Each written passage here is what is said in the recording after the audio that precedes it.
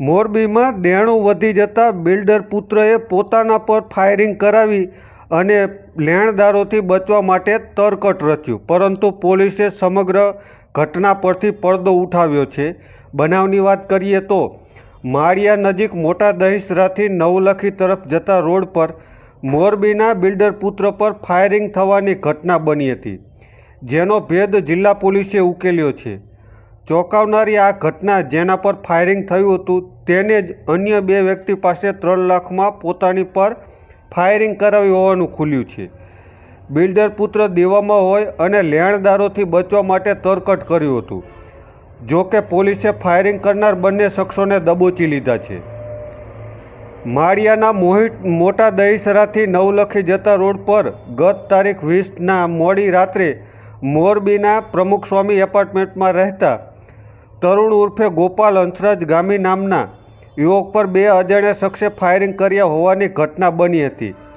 જેમાં તરુણને સારવાર માટે રાજકોટની ખાનગી હોસ્પિટલમાં ખસેડાયો હતો।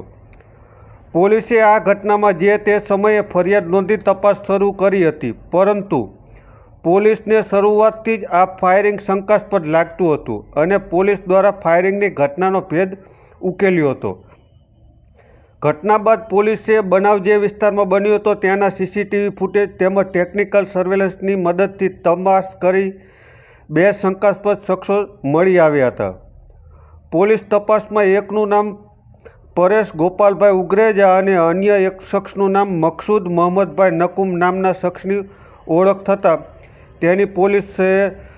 શોધખોળ શરૂ કરી હતી, તેની ધરપકડ કરી હતી અને તેની આગવી ઢબે પૂછપરછ કરતાં ખુદ ભોગ બનનાર તરુણે જ પોતાના પર ફાયરિંગ કર્યા હોવાનું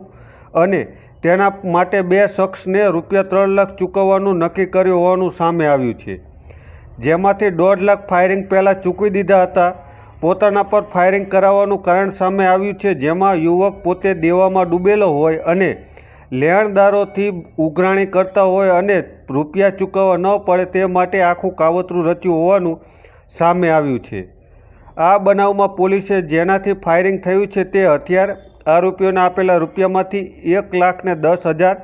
રોકડા, 3 મોબાઈલ સહિતનો મુદ્દામાલ જપ્ત કરી અને આગળની કાર્યવાહી પણ હાથ ધરી છે। આમ પોલીસે પોતાના પર જ ફાયરિંગ કરાવવાની ઘટનામાં ગણતરીના દિવસોમાં જ ભેદ ઉકેલી કાઢ્યો છે। ત્યારે શું કહી રહ્યા છે મોરબી જિલ્લા ડીવાયએસપી જુઓ। ગત રોજ તારીખ 20/5/2025ના રાત્રિના 9:30 વાગે દહીસરાથી નવલખી રોડ પર પોતાની કારમાં મોરબીના તરુણભાઈ ઉર્ફે ગોપાલભાઈ હંસરાજભાઈ ગામી એ પોતે ત્યાં હતા ત્યારે એક અજાણ્યો ઈસમ 30 વર્ષની ઉંમરનો એ ત્યાં આવીને એમની ગાડીનો કાચ ખોલાવીને ગાળાગાળી કરવા લાગે, જેમાં ગાળો બોલવાની ના પાડતા એ ઈસમે ઉશ્કેરાઈ જઈને તેમના પર ફાયરિંગ કરેલું હતું તેવો એક બનાવ માળિયા મિયાણા પોલીસ સ્ટેશન ખાતે જાહેર થયો હતો।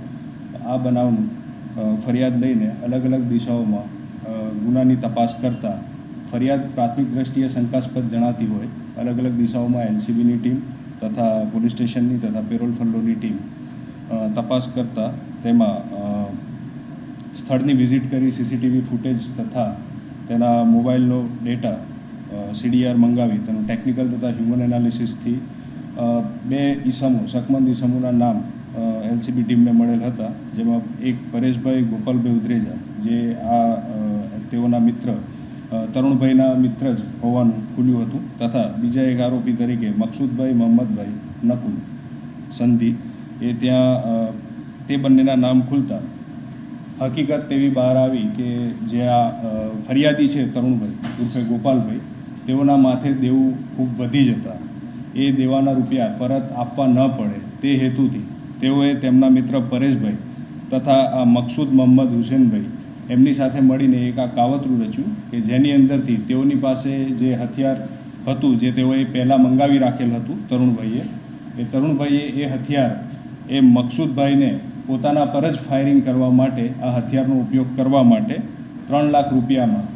આ એક પ્રકારનો કોન્ટ્રાક્ટ જેવું એક નક્કી કરેલ હતું,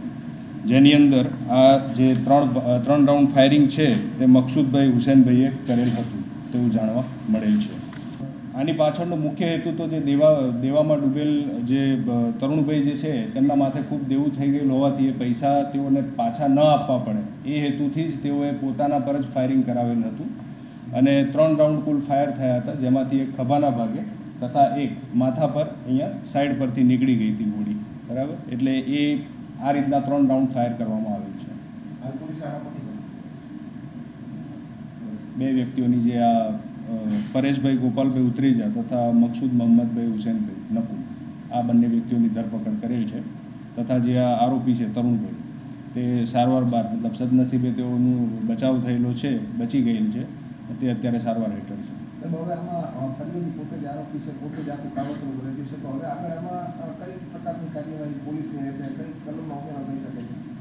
આની અંદર એક તો આખું જે કાવતરું રચ્યું છે એટલે એ પ્રમાણે જે અગાઉથી જ જે ગુનો કરવા માટેનું જે કાવતરું રચ્યું છે તે મુજબની કલમોનો આમાં ઉમેરો કરવામાં આવશે.